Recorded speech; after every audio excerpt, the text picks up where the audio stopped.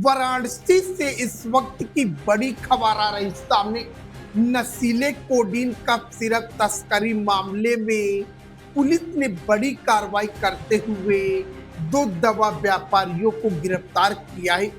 कोतवाली थाना पुलिस ने जेआरएस फार्मा के प्रोप्राइटर ऋषभ यादव और उर्मिला फार्मा के प्रोप्राइटर मुकेश यादव को लोहा मंडी क्षेत्र से गिरफ्तार किया है।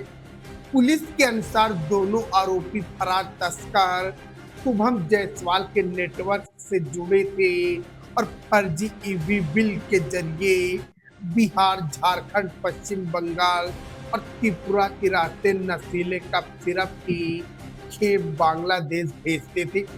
बताया जा रहा है कि इस पूरे रैकेट के जरिए करोड़ों रुपए की नशीले कप सिरप की तस्करी की गई है।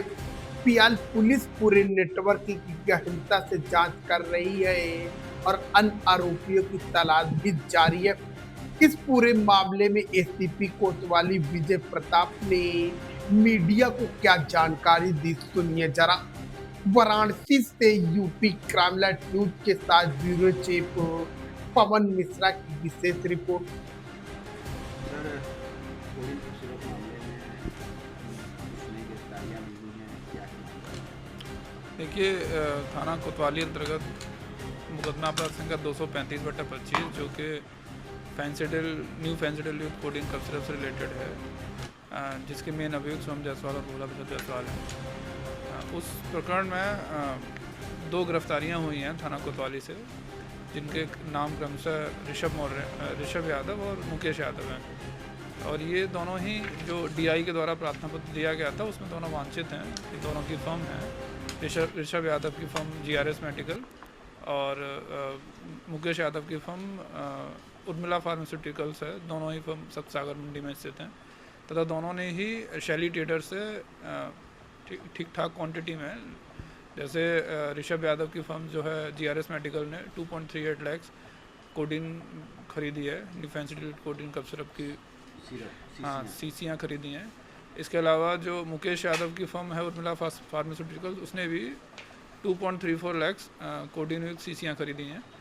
दोनों का टोटल मिला के जो मूल्य है, अनुमानित जो मूल्य है वो लगभग 8 करोड़ रुपए के आसपास का उन्होंने विक्रय किया है। कितने समय में ये ट्रेड और इसके अलावा एक चीज़ और है कि जो विक्रय जो भी हुआ है ये सब फर्जी ईवे बिल के थ्रू ये सब विक्रय दिखाया गया है, जबकि वास्तविकता में ऐसी कोई भी बॉटल्स बनारस में नहीं आई हैं। ये सब बॉटल्स जो हैं झारखंड से ही, बाहर से ही, वहाँ से सब बाहर की तरफ डाइवर्ट हुई हैं और इनकी ट्रैफिकिंग हुई है अलग अलग जगह। मतलब कहना ये है कि दुकानें हैं होलसेलर से लेके दुकानों तक वो पहुंची नहीं, रिटेल तक जी सीधे बाहर चली गई, सीधे बाहर गई हैं। ये वहीं से डाइवर्ट हुई हैं। ये जो है आपका जो रूट है झारखंड, पश्चिम बंगाल, त्रिपुरा से होते हुए बांग्लादेश की तरफ ये लोग तस्करी की जो है बातें सामने आई हैं। तथा सबसे बड़ी बात यह है ना कि ये जो दोनों जो फर्म है उन दोनों के बैचेस भी हमको बिहार में, त्रिपुरा में और मालदा में इनके बैचेस बरामद हुए हैं। इसके अलावा एनसीबी ने भी इनके बैचेस बरामद किए हैं।